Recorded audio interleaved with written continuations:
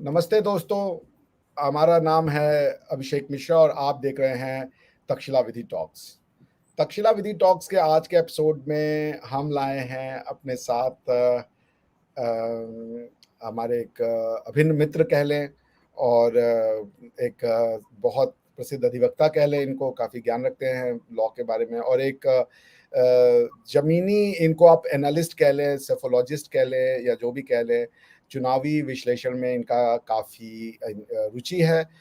विधि में तो है ही है, विधिवेत्ता तो आप इनको कह ही सकते हैं, पीछे आप देख रहे हैं कितनी किताबें हैं। आज भी कोर्ट से आने के बाद इन्होंने हमारे लिए समय निकाला है।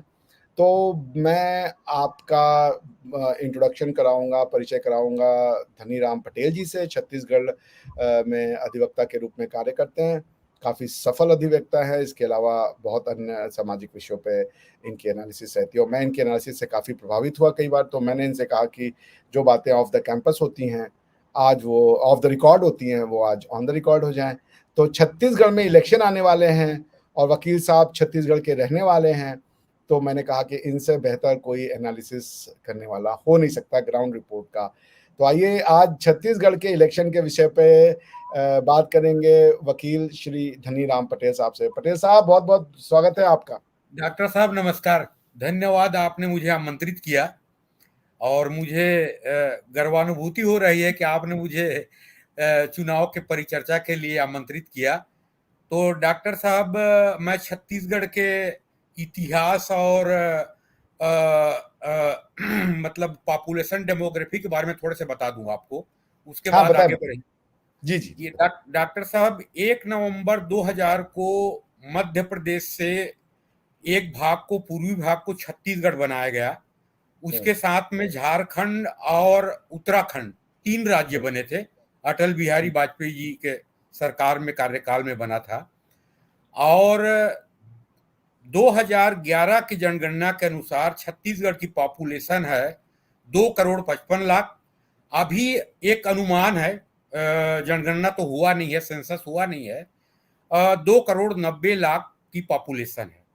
तो डॉक्टर साहब, छत्तीसगढ़ बनने के बाद सबसे पहले 2003 में चुनाव हुआ, बीजेपी की गवर्नमेंट बनी और बीजेपी को मिली थी 90 सीट में। स्टेट असेंबली के सीट हैं यहाँ 90, तो उसमें 49 सीट मिला था, 39 कांग्रेस को मिला था और 2% वोट के अंतर था दोनों पार्टियों में। उसके बाद 2008 में चुनाव हुआ, उसमें फिर बीजेपी जीती। उस समय 50 सीट आई और 39 सीट कांग्रेस की थी। उसके बाद 2013 की चुनाव हुई, उसमें फिर 49 सीट बीजेपी की आई थी और 38 सीट कांग्रेस की आई थी। और डॉक्टर साहब, आश्चर्यजनक परिवर्तन और एंटी इनकम्बेंसी हमको देखने को मिला छत्तीसगढ़ में 2018 के चुनाव में। और 2018 के चुनाव जब होती है, परिणाम आता है, किसी ने कल्पना नहीं किया था। मेन स्ट्रीम मीडिया ने जितना भी सर्वे किया था तो सब बोल रहे थे कि जो पिछले चुनाव में 49-50 सीट जो आती थी वैसे सीटें आएगी बीजेपी की और सरकार बनेगी। लेकिन परिणाम जब आया, आश्चर्यचकित, कांग्रेस को मिला 68 सीट और बीजेपी चली गई 15 सीट में, 15 सीट में। और वोटों की अंतर जो पहले 3 चुनाव में 1.5% और 2% की थी, वो 10% की अंतर हो गई। भाजपा को मिला 33% वोट और कांग्रेस को मिला 43% वोट।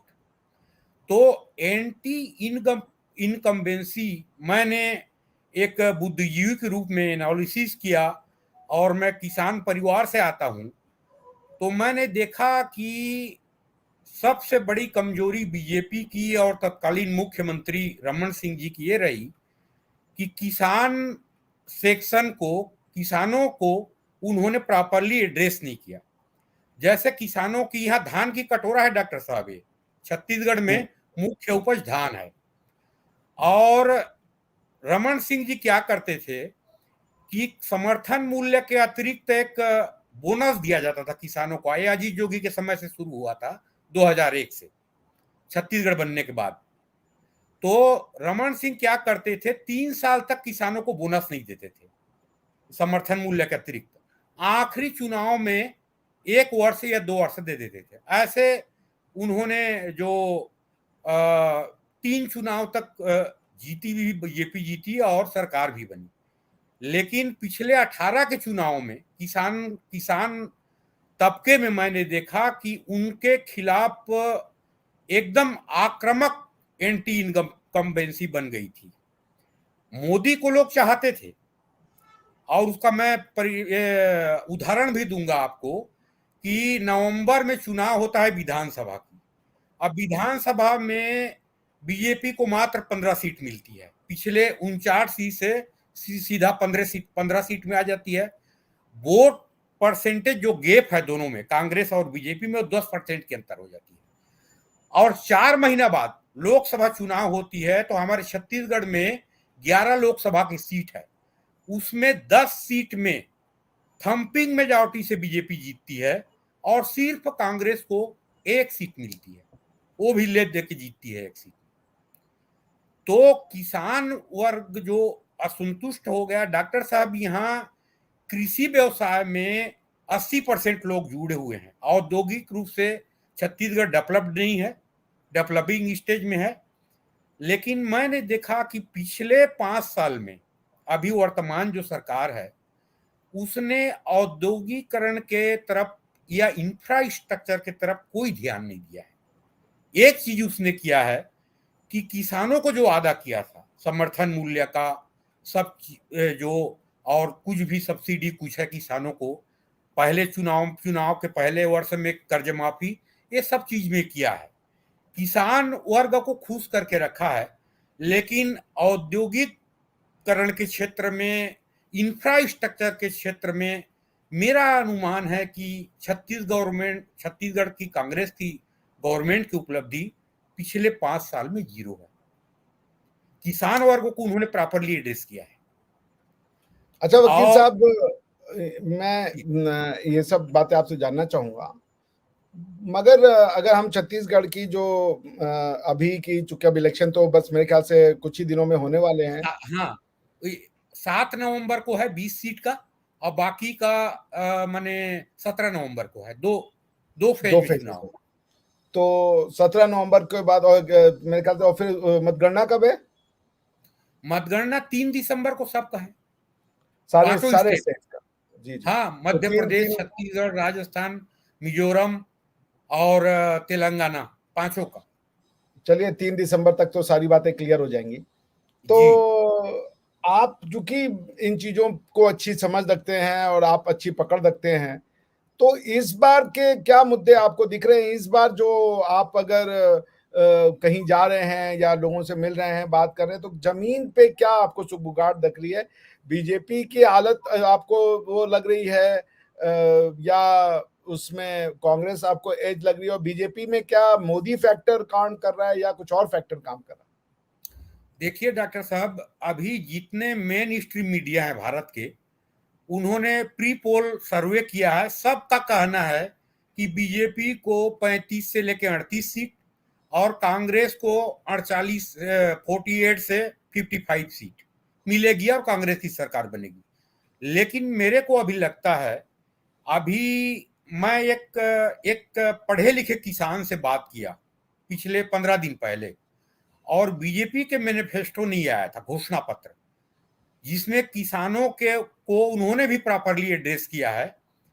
तो वो बोल रहा मेरे को, आप ताजुब हो जाएंगे सुन के, पढ़ा लिखा किसान है और कांग्रेस के कार्यकर्ता भी है, बता रहा हूं मैं आपको। तो उसने कहा कि प्रदेश में किसान हित और देश में राष्ट्र हित।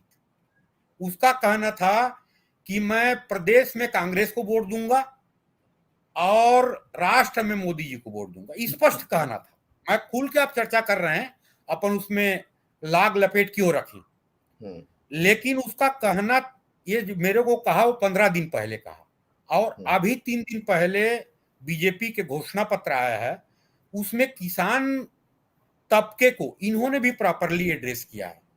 जैसे 1 एकड़ में 21 कुंटल धान खरीदी समर्थन मूल्य में, और एक कुंटल की कीमत 3100 रखा है।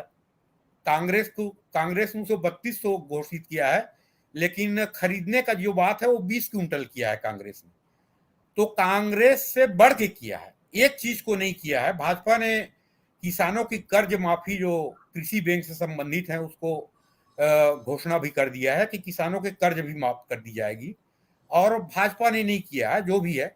लेकिन अभी मैं देख रहा हूं पिछले 5-7 दिन में, तो जो मेन स्ट्रीम मीडिया ने जो सर्वे किया है उसके इतर मेरे को लगता है कि छत्तीसगढ़ में मोदी जी का प्रभाव और प्रेजेंटली कांग्रेस गवर्नमेंट के अगेंस्ट में एंटी इनकम्बेंसी सबको मिला के मेरे को लगता है कि छत्तीसगढ़ में भी चाहे वो 47 सीट हो चाहे 51 सीट हो, बीजेपी की गवर्नमेंट बनेगी। और पिछले जो गैप था 10% का, वो पूरा गैप कम हो गया है और बीजेपी की गवर्नमेंट बनेगी, ऐसा मेरा अनुमान है।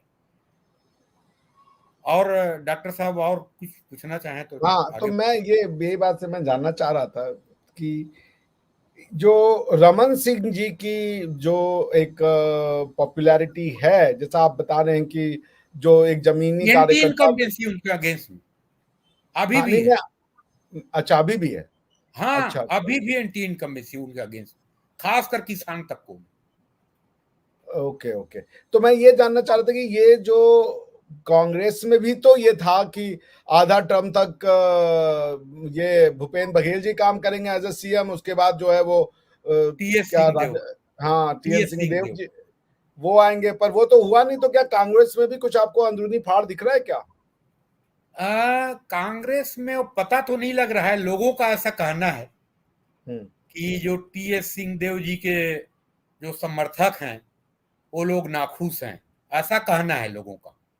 लेकिन डॉक्टर साहब एक चीज बताऊं कि हम्म किसी व्यक्ति विशेष पे वोटिंग नहीं होती है, एक्चुअली बता दूं मैं। आप देखेंगे कि 2003 के चुनाव में भाजपा दिलीप सिंह जूदेव जी के नाम से चुनाव लड़ा था।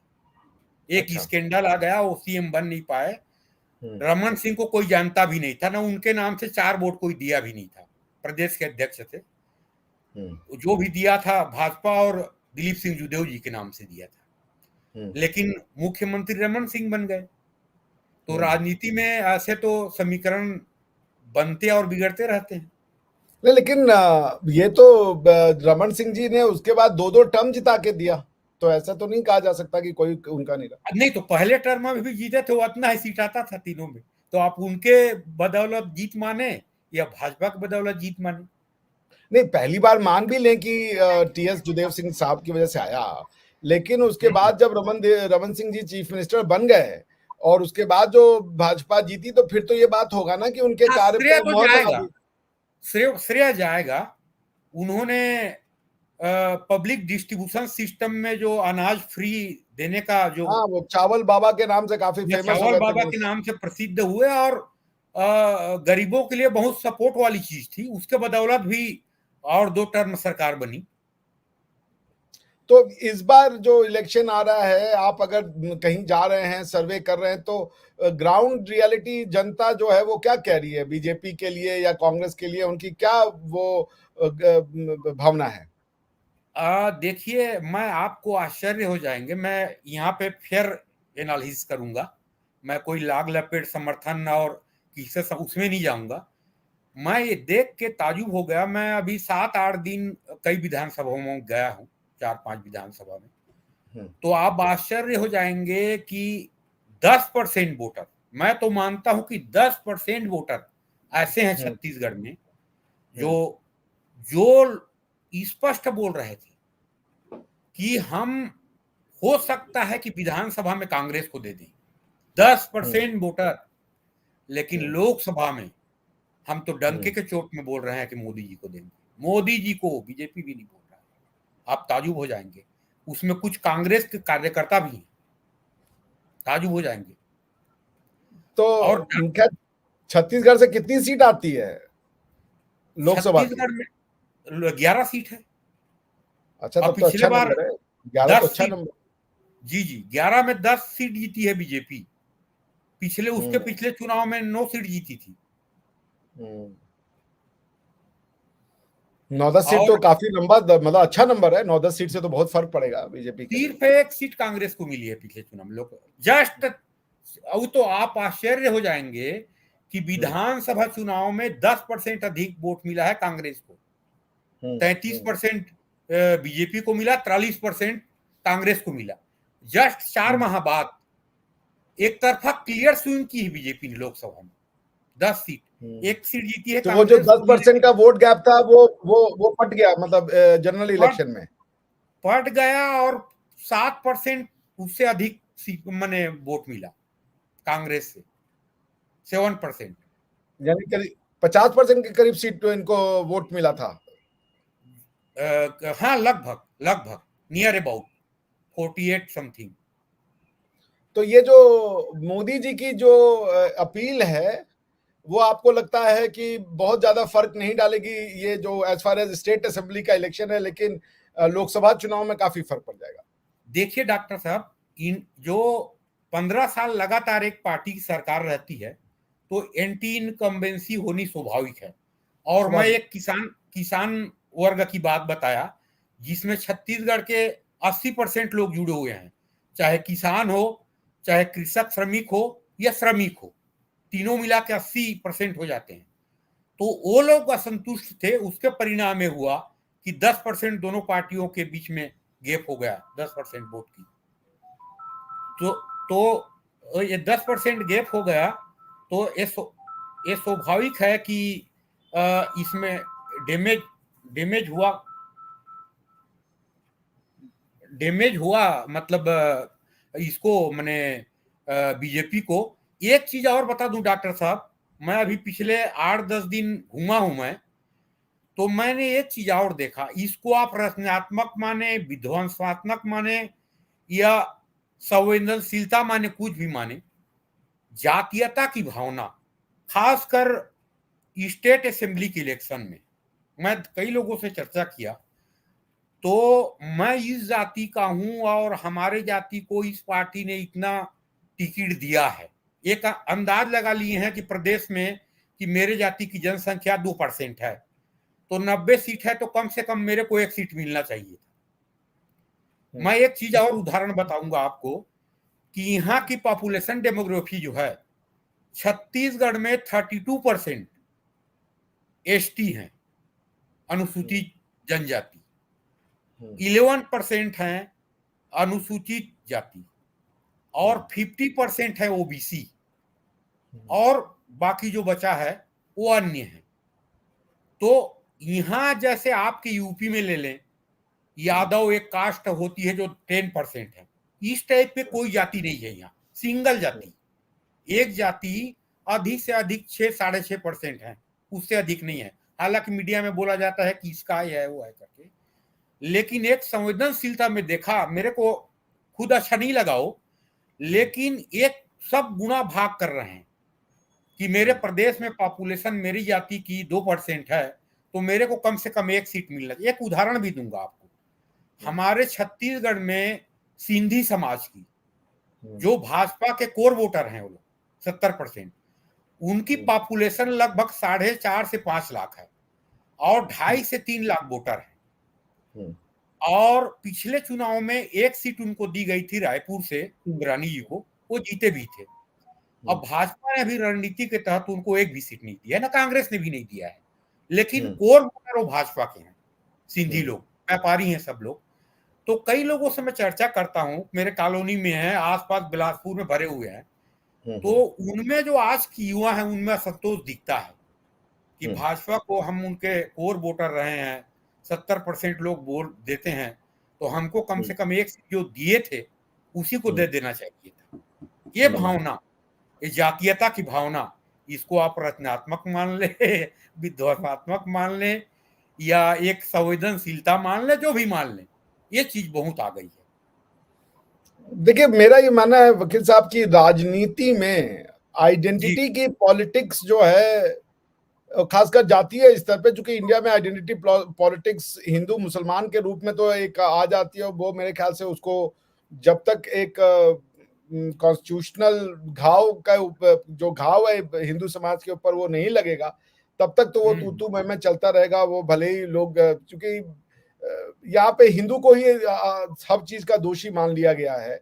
हिंदू जो कि वुंडेड है, जिसको कि दुख हुआ, उसी को यहाँ पे अभी जो जो एक वर्ग है समाज का, जिसमें मीडिया को मैं स्पेशली कहूंगा, उन्होंने ऐसा पोर्ट्रे कर दिया है कि हिंदू वर्ग ही जो है वो यहाँ पे समस्या का कारण बन गया है। उसकी मेजॉरिटी ही वो समस्या का कारण है। वो सिर्फ विज़-वी मुसलमान के उसमें ले ले, और इससे मुस्लिम जो समाज के लोग हैं उनके मन में भी ये बात कर गई है कि हमारी गलती तो कुछ नहीं है, ये गलती बेसिकली यहाँ के मेजॉरिटेरियन हिंदूज की है।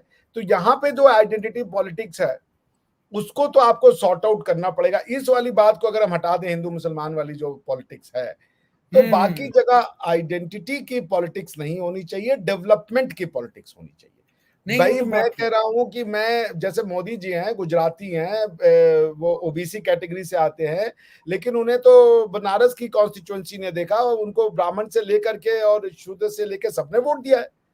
तो डेवलपमेंट की राजनीति होनी चाहिए, ये नहीं कि फलनवा जो है वो गुजराती बोलता है या हिंदी बोलता है या तमिल बोलता है, इससे कोई लेना देना नहीं। सुनिए ना, मोदी जी एक लीजेंड पर्सन है, सर्व स्वीकार्य है। आप चर्चा करके देख लीजिए, चाहे दलित हो, बिल्कुल सर्व स्वीकार्य है। मैं जब मोदी जी, मैं आपको बताऊं, जब मैं कलकत्ता में प्रोफेसर था एनयूजेएस में, तो मोदी जी उस समय 2014 में आने वाले थे और उनके फेवर में लोग नहीं बोलते थे। मैं तब से उनके फेवर में बोल रहा हूं, और उसका हालांकि बड़ा परिणाम भी भुगतना पड़ता था, लेकिन मुझे लगता था कि ये राष्ट्र के लिए और इसके लिए बहुत जरूरी है। क्योंकि देखिए, हम आप तो तभी रहेंगे जब तक भारत का राष्ट्र रहेगा, भारत का कल्चर रहेगा, हेरिटेज रहेगा।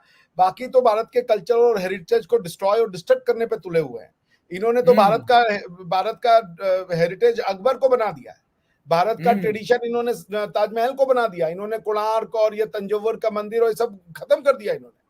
तो भारतीय परंपरा को जीवित रखने के लिए तो मोदी जी का आना बहुत आवश्यक था। मेरा किसी से कोई वो नहीं है, लेकिन मैं कॉन्स्टिट्यूशनल प्रोफेसर हूं, तो मुझे समझ में आता है कि कॉन्स्टिट्यूशन मिला ही आपको इसलिए कि आप अपनी परंपरा, अपने ट्रेडिशंस, अपने हेरिटेज को प्रिजर्व, प्रोटेक्ट और प्रमोट करें। और यहाँ पे उल्टा हो गया था। खैर एनीवेज, तो अब ये बताइए वकील साहब, ये आखिरी प्रश्न मैं आपसे पूछ रहा हूँ कि ये जो, अगर आप डिफरेंट रैलीज में जा रहे हैं या डिफरेंट लोगों से बातचीत कर रहे हैं, तो उनके बीच में ये जो करंट गवर्नमेंट है उसको लेके क्या भावना है? उसके प्रति कोई एंटी इनकम्बेंसी दिखती है? चीफ मिनिस्टर के प्रति दिखती है, या गवर्नमेंट के प्रति दिखती है, या कैसे दिखती है? देखिए, किसानों में anti incumbency presently Bhupesh Baghel सरकार के खिलाफ नहीं है, कम है लेकिन कम है। लेकिन लोकसभा में पूरा उसके अगेंस्ट में है। लोकसभा चुनाव के आप बात करेंगे किसानों से भी, तो वो लोग सीधा बोल देते हैं मोदी जी को देंगे। और अभी एंटी इनकम्बेंसी किसान वर्गों में नहीं है, लेकिन इधर जो है, चाहे वो कर्मचारी हो, चाहे व्यवसायी हो, इधर जो अन्य पेशे के लोग हैं, उनमें तो एंटी इनकम्बेंसी है।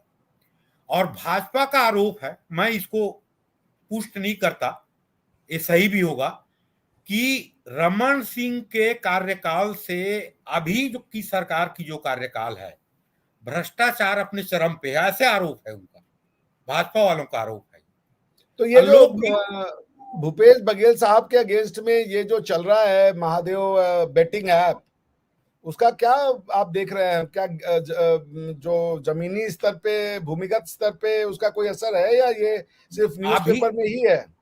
अभी तो देखिए, जो शिक्षित तबके हैं वही लोग जान पाए हैं। ग्रामीण क्षेत्र में जानने में थोड़े 2-4 दिन लगेगा। अच्छा। अभी तो इसका कोई असर होता हुआ दिख रहा है, या ये वैसे ही होगा जैसे राफेल का मुद्दा था बीजेपी के अगेंस्ट में, कि उससे कोई रिलेट ही नहीं कर पाया?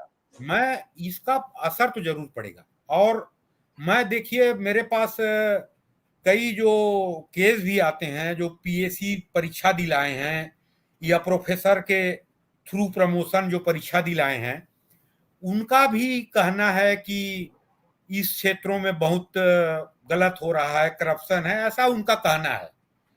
तो एंटी इनकम्बेंसी तो है, रमन सिंह के समय जो एंटी इनकम्बेंसी था उस रूप में नहीं है, लेकिन है।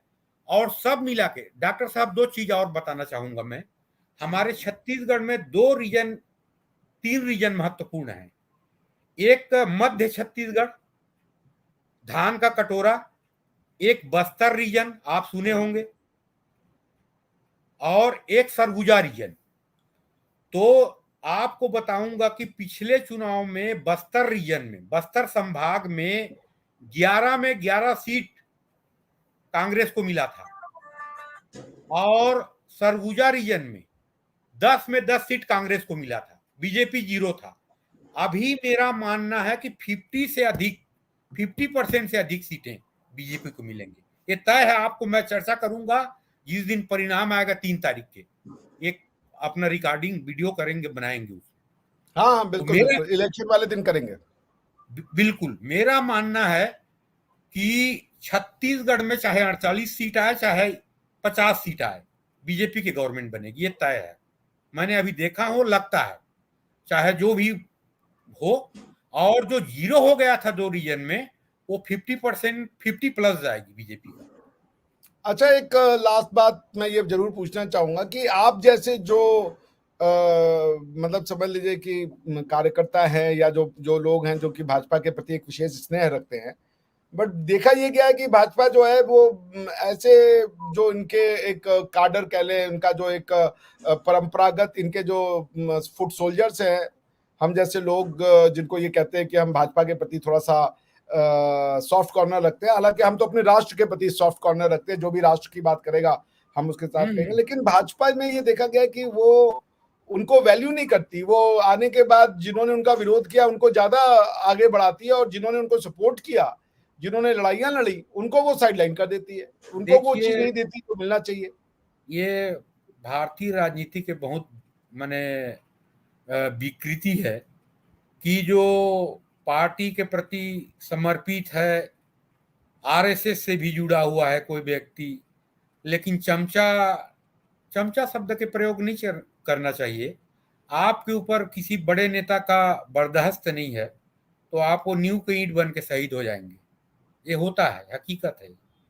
लेकिन मेरा मानना है, जैसे या मेरे माने कई लोगों का मानना है कि कई लोग स्वार्थ के लिए राजनीति में नहीं आते हैं, खासकर आरएसएस के लोग में आरएसएस में अभी भी 50% लोग हैं जिन्होंने माने स्वार्थ और पद के लिए कभी नहीं किया काम, और शुरू से अंत तक करते हैं। हालांकि उनका वैसे ही कार्यकर्ता, जो 14 करोड़ कार्यकर्ता है भाजपा के, उसमें 13 करोड़ लोग ऐसे रहते हैं जो न्यू ईंट बन के खत्म हो जाते हैं, हकीकत है। लेकिन वही ये मान के खुश रहते हैं वो लोग, उनका कहना है, सब लोगों का कहना है, मैं पूछता भी हूं तो उनका कहना है कि हमने राष्ट्र की सेवा किया। हाँ इसी बस से वही खुश मेन है। होते, इसी को हाँ खुश होते हुए। लेकिन फिर भी भाजपा को ये सोचना चाहिए कि जो उनके नींव की ईंट, बहुत अच्छा शब्द बोला आपने, मुझे बड़ा पसंद आया, कि जो नींव की ईंट कर रहे हैं उनके ऊपर भी वो ध्यान दें, क्योंकि इन्हीं के परिश्रम और पराक्रम से जो है वो यहाँ तक आप आए हैं। तो खैर मैं तो, हालांकि मैं और आप दोनों लोग जी, पार्टी विद डिफरेंस जो बोलते हैं, तो वैसे न्यू की ईंट के बदौलत पार्टी विद डिफरेंस जो है उसी के बदौलत है। अन्य पार्टियों से अलग जो बताती है भाजपा, तो वैसे कार्यकर्ताओं की बदौलत है। और जो स्वार्थ में आते हैं वो तो चुनाव के 5 महीना पहले आए, उनको टिकट भी मिल गया, जीत भी गए, हाँ, हाँ, और सरकार बन गई तो फिर उन्हीं मंत्री को पद भी सब मिला। मलाई पद मिल गया, ये सब होते हैं। अरे दुर्भाग्यपूर्ण है। लेकिन ये लोग बोलते हैं कि राजनीति में जरूरी है, आवश्यक बुराई है, बोलते हैं इसको। मैं कई मैंने अच्छे पदों में रहे हूं, उनसे चर्चा किया, तो बोलते हैं कि राजनीति के लिए आवश्यक बुराई है, बोलते हैं। अच्छा, तो वकील साहब, ये आवश्यक बुराई ऐसे ही रहे, लेकिन मेरा ये भी मानना है कि इस समय भारत की राष्ट्र में मोदी जी जैसे एक स्तंभ हैं, जिन्होंने भारत को बहुत गति प्रदान की और बहुत जरूरी समय पे आए, तो मोदी जी का तो मैं बहुत बड़ा प्रशंसक हूँ। जी जी डॉक्टर साहब, 2 मिनट में लूंगा, क्योंकि हाँ, हमारा जो स्टेट है छत्तीसगढ़, वो मध्य प्रदेश के पार्ट रहा, हमने देखा है सब चीज। तो मध्य प्रदेश में पिछले चुनाव में आपको बताऊंगा तो आप ताजुब हो जाएंगे, कांग्रेस को मिली थी 40% वोट समथिंग, बीजेपी को मिली थी 41% वोट, 41 41 पॉइंट समथिंग, 1% वोट अधिक मिला था बीजेपी को। और सीट कितना आया था? टोटल सीट है मध्य प्रदेश में 230, और बीजेपी को मिला था 109 सीट, कांग्रेस को मिला था 114 सीट। बहुमत किसी का नहीं आया था। अधिक परसेंट वोट मिला था भाजपा को, सरकार नहीं बन पाई। और फिर भाजपा ने बाद में सरकार बना लिया, वो अलग मैटर है। वैसे आप देखेंगे राजस्थान में 200 सीट है, और भाजपा को मिला था 38% वोट, मात्र 1% निर्णायक भूमिका, आप ताजुब हो जाएंगे। और कांग्रेस को मिला था 38 1% का मात्र अंतर, 1% अधिक वोट मिला था कांग्रेस को। और कांग्रेस का सीट था 100, बहुमत के लिए 1 सीट कम। और बीजेपी को मिला था 73 सीट, 1% वोट के अंतर में। और यहाँ पे 1% मध्य प्रदेश में अधिक वोट मिला था। तो मैं यहाँ पे इसलिए जिक्र किया, मेरा मानना है राजस्थान में तो शेखावत जी के बाद, शेखावत जी 90 के चुनाव में जीते, और अयोध्या प्रकरण के बाद जो राष्ट्रपति शासन लगी 4 राज्यों में, दिल्ली, मध्य प्रदेश, राजस्थान, हिमाचल प्रदेश, तो सिर्फ भैरव सिंह शेखावत 93 के चुनाव में जीत पाए थे, और दोबारा सरकार बनी थी बीजेपी की। बाकी मध्य प्रदेश में बीजेपी हार गई, हिमाचल में हार गई, दिल्ली में हार गई। तो ये पहले जनसंघ घटक बोलते थे इनको, हमारा मध्य प्रदेश इंक्लूडिंग छत्तीसगढ़ जो पार्ट था, राजस्थान, हिमाचल प्रदेश और दिल्ली। तो मैं ये बता रहा हूं कि 1% की वोट भी निर्णायक भूमिका निभाती है। तो इसीलिए मैं बोल रहा था आपको कि सिंधी समुदाय के लोगों की जो ये है अपेक्षा था कि उनकी लगभग समझ लीजिए 1 से 1.5% वोटर है, 1.5%, तो निर्णायक भूमिका निभाता है, तो 1 सीट देना था उनको। और एक चीज और, मेन स्ट्रीम मीडिया का कहना है कि राजस्थान में बहुमत में, अच्छी बहुमत में आ जाएगी, और मध्य प्रदेश में माने मेजॉरिटी आ जाएगी। मेरा मानना है कि राजस्थान में 3/4 सीट जीतेगी बीजेपी, मतलब 200 है तो 145-50। मध्य प्रदेश में भी 2/3 बहुमत आएगी। और हमारे छत्तीसगढ़ में मेरा मानना है कि ले देके वो 46 भी हो सकता है, 48 भी हो सकता है 90 में, या 50 भी हो सकता है, बहुमत आएगा, ऐसा मानना है मेरा। अब इसको अपन तो रिकॉर्ड में है, अब 3 तारीख को चर्चा करेंगे उसके बारे में। 3 तारीख को चर्चा बिल्कुल होगी इसके ऊपर। 3 दिसंबर को। जी। अब तो मुश्किल से 27 दिन रह गए हैं, तो बिल्कुल चर्चा होगी उसके ऊपर। तो वकील साहब, आपके इन डेप्थ एनालिसिस का बहुत बहुत धन्यवाद। और 1-2 बार बीच में जब एक फेज इलेक्शन हो जाएगा 17 के बाद, तो फिर एक बार इसी मुद्दे पर चर्चा करेंगे। 7 के बाद डॉक्टर साहब, 7 के बाद, ये दोनों वाला जब हो जाए, मतलब एक फेज, मतलब दोनों फेज हो जाए छत्तीसगढ़ का, तो या फिर 2 बार कर लेंगे। एक बार जो है फेज 1 जब खत्म हो जाएगा उसके बाद कर लेंगे, एक बार है जो फेज 1 फेज 2 खत्म हो जाएगा उस पे भी एक चर्चा कर लेंगे, क्या हुआ है इसकी भी जमीनी जो है वो एक डिस्कशन की जा सके कि वास्तविकता है एक जमीनी स्तर पे। तो वकील साहब, आपने अपना अमूल्य समय हमको दिया और इतनी गहन बातें बताई, इतनी माइन्यूट डिटेल्स के साथ बताई, इसके लिए आपका बहुत बहुत धन्यवाद। और आपको मैं फिर से नमस्कार कहूंगा, वंदे मातरम कहूंगा। नमस्कार। और फिर जल्दी डॉक्टर साहब, आप जैसे भारतीय संस्कृति के अध्येता ने मुझे आमंत्रित किया एनालिसिस के लिए, उसके लिए बहुत बहुत धन्यवाद। जय हिंद, जय भारत। जय हिंद, जय भारत।